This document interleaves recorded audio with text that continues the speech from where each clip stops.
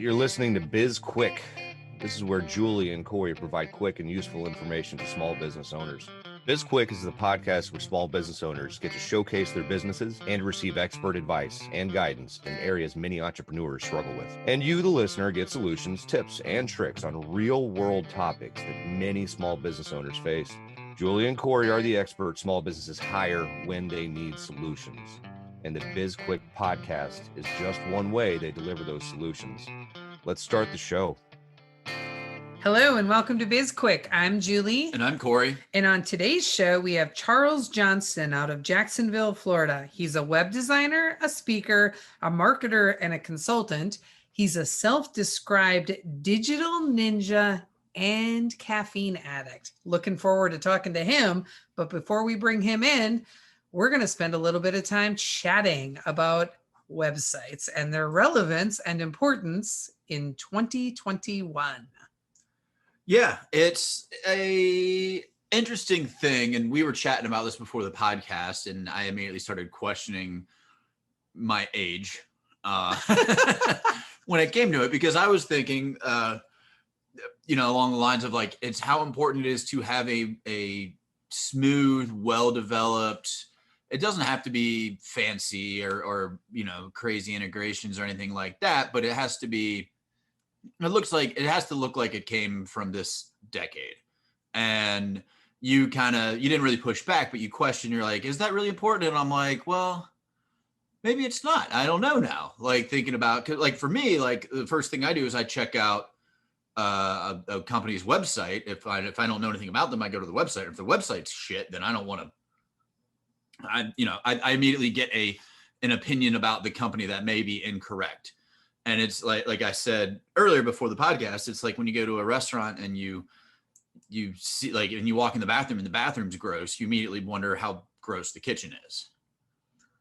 Yep. So what's interesting is I actually thought that you were going to say that you didn't think that they were important, that websites were as important as they used to be. And I was kind of in agreement with that because I was thinking of this, like so many times so often now you can find out information about a business through social media, right? So most businesses have a Facebook page or they have a LinkedIn page and they have a business account on Instagram. So the website is less important, I feel like, than it used to be. But I will say this.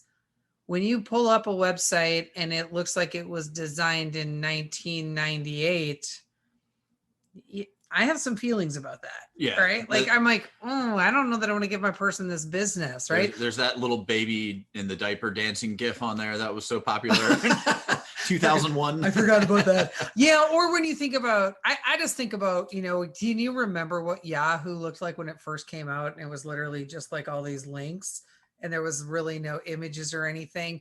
You still see websites that look like that, but I think actually worse than a horrible or a bad design or bad aesthetics is websites that aren't updated with content. So you've got a blog and the last blog you wrote was in, 2011. And it's like, just take it down, dude. Just take it down. Yeah, I would agree. And the utilitarian in me appreciates a website that's just information. Yes. I look at that and say, great. I don't want to look at pictures. I don't care what your dog looks like. I'm just trying to find out how to contact you. Yes. And I don't need to sort through all of that. The one thing that I do hate is every company website, it seems, out there has an app and you get a little pop-up. It's better in the app. Why not try downloading the app? And I can do everything that I need to do on the website. That's why I went to your website. I don't need to download yet another app to my phone I can just do it all on the website. How about that? How about you just let me do what I want to do? Yeah. And I'm about to take a sidestep here, but am I the only person who forgets like all the apps that I have on my phone? Oh, no. And I'm like, oh yeah, that's right. I have that app. Because I think statistically we only use like it's less than 10% of the apps that are on our phones do we use regularly. Yeah, exactly. And that's the thing. It's like, when I was traveling all the time, I would use the airline app, the hotel app, the car rental app, because I was at least twice a week when I'm checking in, checking out, I was using all of those. Yep. it's convenient, especially with flights, with having the boarding pass right there. But if I'm logging into, I don't know, Dick's Sporting Goods. Yeah, I don't need an app for that. Like all of the information I need is on your website. I'm going to your website anyways, and it's just because you can make an app doesn't mean you need to make an app. Yeah. So back to the website though, what is from a functionality perspective, or like, let's just be a little judgy here. What's the number one thing that you consider to be a necessity on a website for it to have good functional design for you? I think that the good navigation. So the every website, and I don't like people want to come across as, oh, we're going to try something new or whatever. No, I should be able to, like, I know if I click on your logo at the top, that should take me to your homepage, and everybody should know that. Yes, they should. But you have the contact info, like you have a way to easily contact, not pull up some sort of, oh, do you want to chat with our bot first or whatever? No, give me, if you want to redirect me to some email account that's not checked, but every 5 days or whatever, that's fine. Give me some way to contact you. You're selling a service. Don't make it hard. I don't want to have to dig through like 18 different links. I don't want to find your site map to find your contact us link. Yeah. So good navigation is really important to me. I will tell you, and I know this is going to shock you, Corey, I finally found something about First Form that I dislike. Wow. The company that I love for their customer service, when you are on their website, oh, this drives me bananas. So land on their website, and then I'm going to look at products, right? So I just use a drop down to find products. And let's just say that I want to look at like protein powders, right? So then I go to the protein powders, and I'm on the product page for protein powders that list like, I don't know, 5 different protein powder options, right? Immediately the chat bubble comes up. Hey, how can I help you? Oh, yeah. Right? I'm like, you can't. So I like close it. And then I'm like, oh, what does this protein powder do? And I click on that protein powder and I go to the page. What do you think happens immediately? Oh, yeah. That chat box comes right back up. You cannot disable it. It doesn't matter what you do. Every time you click on a page, you get the chat box. I could click on expand description, chat box comes up. I get so annoyed. I'm like, I don't need to chat with you. Well, it sounds like the company that's good with customer service. Maybe you should send them some feedback. I'm going to. I thought about doing that. It was like Clippy and Excel back in 2003. Oh, God, remember Clippy and then the dog? Yeah, little bastard would pop up. No, I don't want any help, Clippy. Get out of here. That's right. I forgot about Clippy. But oh, man, that's funny. And then wasn't Clippy replaced by a dog? I don't know. They eventually got rid of it. But the one thing before we wrap up, I just realized one thing I hate is when you go to a website and it looks like it's finished loading, but then it like shifts around, because QuickBooks does this to me. And I fall for it about 50% of the time when I log into QuickBooks. The screen pops up and there's the menu bar there, and I want to go QuickBooks, and I have to hit the drop down to go QuickBooks Online. And as soon as I hit that drop down, the screen shifts and everything moves up, because whatever banner was up there decides that, after 10 seconds or something, it hides. And I inevitably click on the wrong thing and it sends me to the wrong page. Again, that's 18 seconds out of my life in total, but it's just annoying. Yep. When the page loads, it should just load. Be done with it. Be done with it. Yeah, that happens to me on a couple websites as well. All right. Well, let's take a quick break and then bring Charles in. We wanted to take a quick break to tell you about our newest course called Time Bomb. If you're ready to take control of your calendar, this course is for you. We guide you through all the steps you need to understand where you're spending your time, what your time is worth, and how to build out your days and weeks so that you can add more value to your business or just spend that time enjoying life. We have 3 options for you: the course, a bundle which includes products designed to help you become more efficient with your time, and a boot camp where you'll get time in a small group setting to get the personalized help you need. Head on over to sbpace.com to learn more. Time Bomb. Take control of your calendar, gain control of your life. All right, welcome back. We have Charles Johnston of Heartwired Digital Solutions with us. Welcome to the show, Charles. We're happy to have you here. Thank you. I appreciate it. Yeah, thanks for joining us. Let's go ahead and just start off with telling our guest, or the guest, you're the guest, telling our listeners what it is that you do, because digital solutions could mean a lot of things to a lot of people. I actually, as far as digital solutions, originally we started out mainly web design was our first focus. And then as needs have grown, we span anything from logo design to graphic design to email marketing. We even do print media, business cards, stuff like that, all the way to social media management. Anything that has to do with your brand, really, we can handle here at Heartwired, because we now, versus just being focused on only websites, we try to provide a full package for everybody. Great. So the print media, that's definitely going out of style. It is, but we still get requests. Usually it's business cards, letterhead, stuff like that. But even business cards are going digital. I mean, yeah, I carry a paper one, but I also have one on my phone. I carry an RF card that's actually, where you can just scan it with your phone, and that's the way that really the market's going. But we still provide those services because there's still some people that want, a tangible product. Yeah, I always felt when I was this was 10 years ago, and like people just handing out business cards is like, hey, you throw this away for me. Like, I don't need this. I already have your email address. I know how to get in contact with you. Right. And see, I have an app on my phone that I scan business cards, and it goes straight into my CRM. Therefore, I don't have to worry about, coming home with a box full of business cards that go nowhere. I automatically, put them right into my CRM, and therefore they're there whenever I need them. Nice. Yeah, that's nice. So on the, those are a lot of nice complementary products or offerings, right? With the web design, logo, the graphics, email marketing, and everything around branding. Do you typically find that when you start offering one service to clients, you're sort of expanding to all of them, or is one area far more popular than others? I mean, web is still our biggest seller because people are, a lot of them are looking for a refreshed brand or whatever the case may be, and therefore it's a redesign, but they already have a logo. The brand identity and graphic design and all that came out of client need, where clients were coming to us, and most of our clients are startups or entrepreneurs, and they have no clue what they need. And instead of sending it out, elsewhere, we figured, it makes more sense to try and bring it all into one place where it's a uniform brand, where it doesn't get saturated, doesn't get diluted when you're starting to send it to third parties.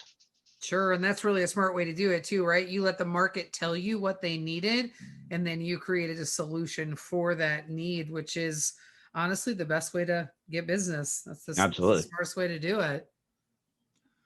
What is nowadays that we're ever more so being pushed to digital? What's like the biggest request that you have from your customers and clients? Right now it's e-commerce. Obviously, people are looking to find a way to sell their products online. And some of them are creating products to sell online because they're trying to find, a niche that they fit into. And a lot of our clients are, they used to have a brick and mortar and they don't anymore, or they don't have the employees coming in. They don't have the clientele coming in. Same thing goes for restaurants, where restaurants didn't, they originally had, a basic website. Now they need a way to actually have, take orders online and things of that nature. And we have a lot of those kind of requests. Another big sector that's actually been pretty big for us recently has actually been the nonprofit sector, which is kind of nice for us because that's where we're based out of. We originated because we wanted to help nonprofits, and we've seen an escalation in people wanting to do more within their own communities and forming brand new nonprofits, which is kind of interesting because the donor dollars are a little weird because everybody's virtual now versus having those big galas and things of that nature. And so they're trying to come up with creative ways to do the fundraising. And a lot of that has to do with like online auctions and things of that nature. And so we're able to provide them a space for that, which they wouldn't normally have.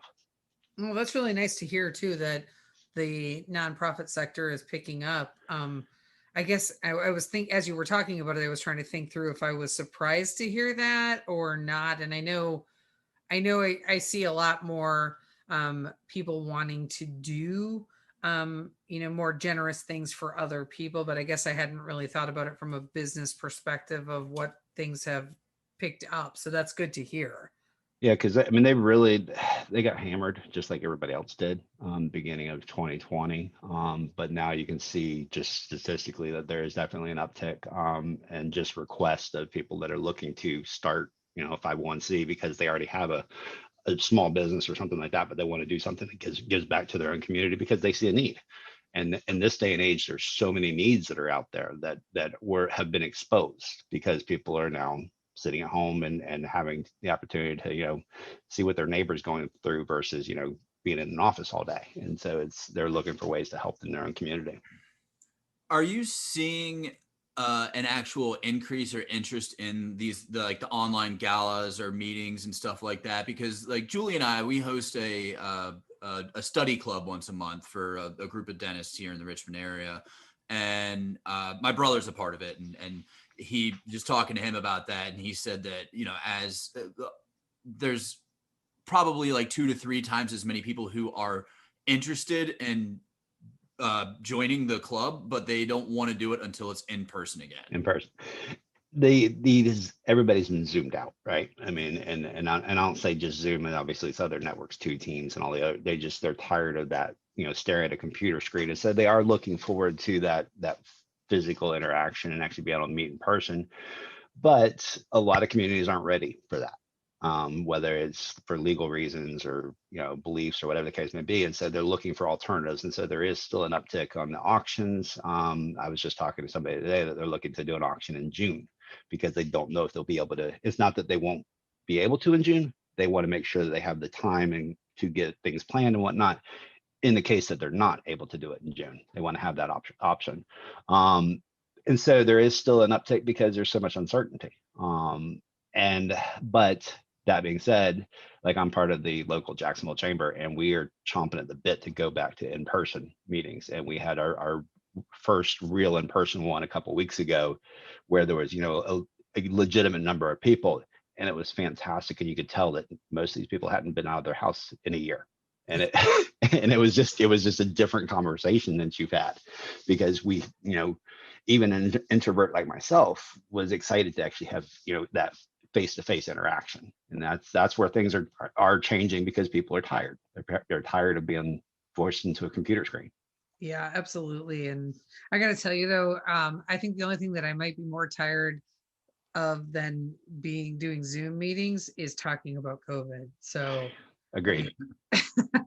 But yeah, and I think that everybody, regardless, and without getting into any kind of like science or politics or whatever, but just my own personal observations. Like I belong to a group, and I don't want to throw anybody under the table here, so I'm not going to mention the name of the group. But for legal reasons, every time that we have any kind of in-person meeting or whatever, that we have to socially distance, put on masks, all that. But as soon as you get there, legally everybody has them on. But as soon as they're like, okay, masks are off, It's just like nobody cares. And the whole rule of wear a mask until you sit down, but then do you really put it back on when you get up from your table? I mean, most people don't. I mean, exactly. All right, I want to shift gears a little bit here, and I want to talk about websites, right? So, okay. Before we brought you in, Corey and I were having a conversation about websites, and it was interesting because he had asked me, do you think that websites are as important today as they used to be 5 or 10 years ago, or do they still have that same relevance, right? And I think that was how you phrased the question. Yeah, and we were talking about how social media has taken over some of that, and apps as well. Apps are a big part of how people interact with companies. So yeah, so we were just kind of curious for your thoughts on the importance of websites and like the relevance today, given the other options that are available. Are they kind of being replaced or not, in your opinion? And I actually get asked this question quite often, especially when it comes to social media, because people think, well, I can do my business on social media and I can do it for free, right? But you can, but you don't own anything on social media. Right on. And they can put you out of business tomorrow if they don't like something you posted, and you are out of business. When you have a website, you actually own your website. You own everything that's about it. When we design something for you, it's your intellectual property. We hand it over to you, and it is yours to do with what you will. In social media, that's not the case. Obviously, we have so many situations where businesses as well as personalities get shut down because they tweeted something incorrectly or whatever the case, or something they didn't like, or they posted something on Facebook that is against their regulations. And so I think you need to have a blend, absolutely, but I don't think you need to put all your eggs in one basket. And when you go into apps, a lot of the apps that are out there are really a website. right? That they just reformatted into an icon to make it look like an app. But the code behind it is very similar, if not exactly the same. And a lot of websites, or apps that you go to are truly just a mobile website. And so I don't think it's really being replaced. And I think that, your website is just the doormat to your business. It is the way that people enter and see and learn everything about what you do. And that includes your social media. That includes, if you have an app, that should all be housed on your website and point to the other places, as well as having those other places point back to your website. But your website itself should be the main point of contact that you send people to. I mean, people put social media on their business cards, but more than likely they're going to look at your website before they actually purchase from you. They may look at your business card, your social media on there to see what kind of person, whether or not they want to do business with you, but they'll go to your website to actually make the order, more than likely. And I think that's a great point. Like when you said it's the doormat, it's that first impression oftentimes, especially if you're a product or service that people are going to search on the internet and find you. And it's definitely one of those things for me where I get easily turned off if I go to a website and it looks like it was an afterthought or they haven't updated it in a decade or whatever it is. So that's one of those things that for me, but again, before you came on the show, we were talking and I was like, well, I don't know. Does that make me dated? Like, is that an outdated notion, wanting to have a good website? Yeah. No. And I say that because there's been obviously different trains of thought on this, and people are saying, well, websites are dead. They're going away, but I don't think they're really ever going to go away, because none of the other ones actually replaced what you can do on a website. Where you can collect data, you can actually get analytics, you can get the traffic, and you can do sales, and you can do everything in one place, and you own it versus somebody else. Yeah, sure, you can get analytics from Facebook, well, for the next 3 months or whatever the case may be, because they're shutting that portion down. And you can get analytics from Google, but without having them somewhere to go, it's useless information. And it also really garners how you can determine who your client is too, because that you really want to derive, where people are coming from, who your client is, and all of that is driven by how they got there. Well, let's jump into apps then, because you said that they could be, or oftentimes they're just the mobile website, or they're essentially just website. Is there value in developing an actual app? It depends on your product, in my opinion. Depends on what you're selling. If you're creating a social media, obviously, yes, there's value in it. If you're a musician, something like that, possibly. And I say that because I was speaking with a musician yesterday, actually, and he was curious about, what it would be to have an app versus his website, and I was having that conversation with him. If you're a business, sometimes restaurants, yes, I think an app can help, because people, want to be able to do things on the fly and be able to just do it right then versus having to go to Google and search for you, that kind of thing. And the caveat to that is you want to put the expense into creating an app and a website. And I don't think you really should be making a decision of an app instead of a website. You should be a website plus an app, potentially. And then obviously there's cost involved in both of them. And same thing with the website, you got to make sure that the code base is up to date and works correctly, because frameworks such as Apple and Google and whatnot, they're going to change the way that they work all the time. And so you could have a perfect app today and a terrible app tomorrow if they decided to change code base somewhere. That's a good point, because it does change. Apple feels like they are updating like every week. Yeah. I get so tired of updating apps. It's like, and most of those apps, and to explain why you have to do those updates is because generally there's been not necessarily anything that was done to your app, but done to the framework itself that made it where they had to do a fix on the app. And usually there's security fixes and things of that nature, or sometimes it's an accessibility fix or something like that. And that's why you're constantly having to do updates. And that's assuming that the development actually is sticking around to do the updates, because it's the other caveat of getting an app. You get it developed and then your team that goes away, you have no one to support it. Yeah.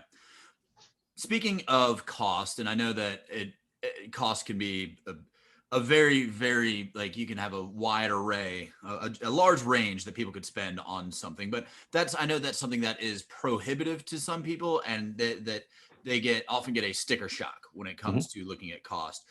Is there any kind of guidance? And again, I know that it's a very vague question, because it could, like, depends. Everything depends upon how complicated the website is, or the app, or whatever it is. But any kind of guidance that you could give people when it comes to trying to figure out whether or not they're spending their money correctly? The best guidance I can suggest is don't calculate the cost of the website. Calculate the cost of the time that it's actually going to save you, and the headache that it's going to save you by allowing somebody else to do it. Because a lot of times people get frustrated. They think they can create a website, and I'm not going to name names, but there's, out of the box website builders that are out there, and they'll get 75% down the road of creating one, and then they get frustrated, right? And that frustration costs money, because it's time that you're trying to figure out how to do things. And that's usually where we come in, is we come in and fix a lot of those problems where you hired your cousin, or you hired the cheap way to do it, or you decided to do it yourself, and you just finally throw in the towel. Because I see it as, you're an expert in what you do, we're an expert in what we do. I would rather pay an expert well, for example, I pay an expert to mow my yard. It's not that I can't mow my yard. I just would prefer to have somebody else do it and save me the time and the effort of having to do it myself. And he does it much better for actually what would be less than what I would do it for. That being said, if you go on our website, currently we have no prices on there. And because we treat every single person differently, and we customize our pricing depending on need. I'm kind of torn on the whole pricing model, because you generally get what you pay for, but that doesn't mean you should have to be the most expensive person in the room. I mean, it doesn't necessarily mean you're the cheapest person in the room. If you're in the middle, that's usually where to go. Sure, you can buy a website for $500. I just wouldn't do it, but I mean, you could. But then you can spend tens of thousands of dollars on a website. It all depends on what your budget and what your need is. And honestly, keep in mind, whenever you're going into a website, that you can always add on to it. It's not, you don't have to buy it all at once necessarily. And there's a lot of companies out there, they want to sell you all the bells and whistles and charge you an astronomical fee, which causes that sticker shock that you mentioned. But it doesn't mean you have to have it all at once. And a lot of people think that they do. And especially with, like, who we work with startups and entrepreneurs, they don't have the budget to buy that kind of website, but they might in 2 years. And so you can build on it and that kind of thing. Yep. As long as you have the right foundation there from the beginning, it just makes it easier to add on. And that's a lot about what we talk to our clients about in terms of, like, building their business, is get a solid foundation so that it's easy to scale and grow down the road. Well, yeah. Exactly. And if you're building out, let's say, the requirements for the website, it's knowing that you might want to do this 2 years down the road. So, but you don't want to hamstring yourself now, by going the cheap route, because you might be like, oh, well, might have to pay a little bit more because so I can get this add-on later. But yeah. Yeah, that's well, and that's like when you get into some of the out of the box builders and whatnot, that the integrations that they have available just are not there, right? And so you can build this glamorous website, but then 2 years you want to add another feature, and then end up having to buy a whole brand new website because it doesn't have that application even available to you. And so it does help to have that conversation with whoever your developer or designer is up front, even if it's not something you want to do now. Say, a couple of years from now, I may want to add this. Can it do that? And make sure that you have that conversation up front, so you're not, stuck holding the bag and having to buy a brand new website in a couple of years. Yeah. Yeah. And in my case, you become intimately aware with how capable you are with Zapier.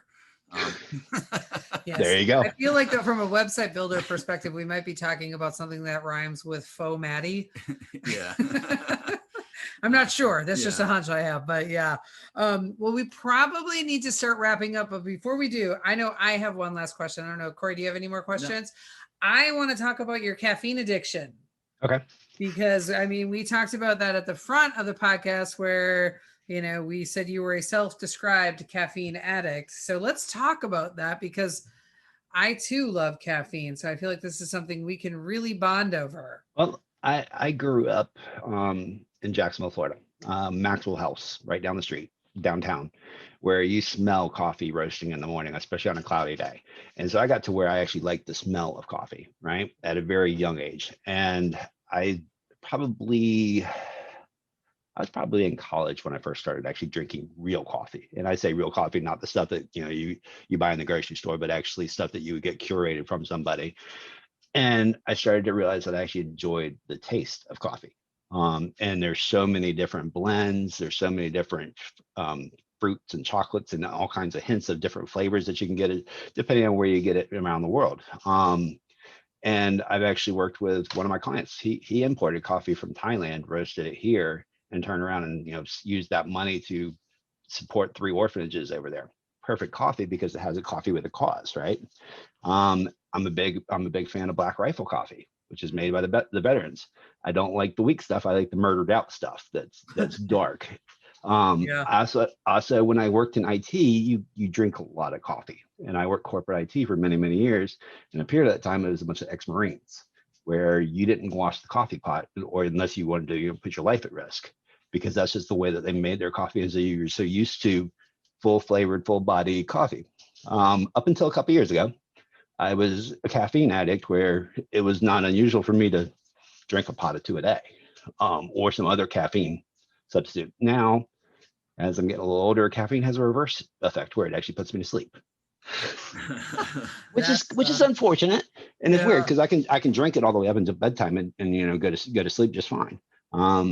But I do have I've got a coffee cup and I've got caffeine chewables sitting on my desk pretty much all day long, because I still am addicted to the notion of it, even though it probably is making me tired. But I do like I've had coffee from, I won't say every country, but a lot of them over the years.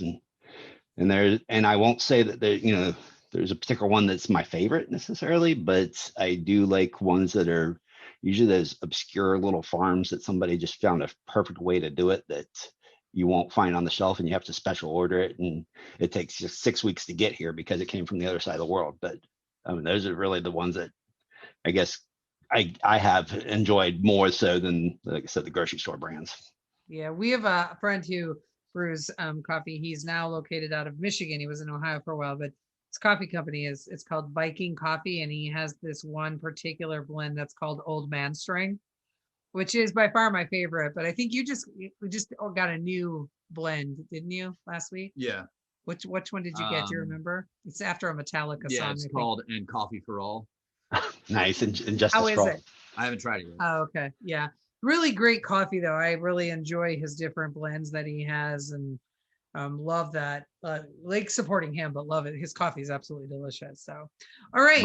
What was the brand? I'm sorry. It's called Viking Coffee Company. Okay. All right. Can you, Charles, tell our listeners how they can find you?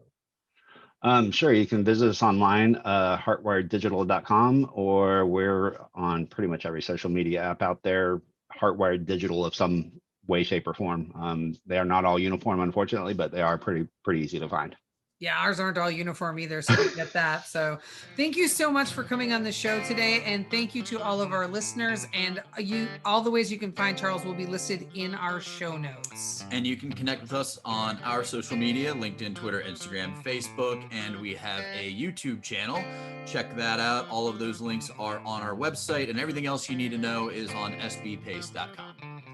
Subscribe to our podcast. You can subscribe on whatever app you're using to listen to the podcast. And while you're out there, like us and give us a review. We just love feedback so much.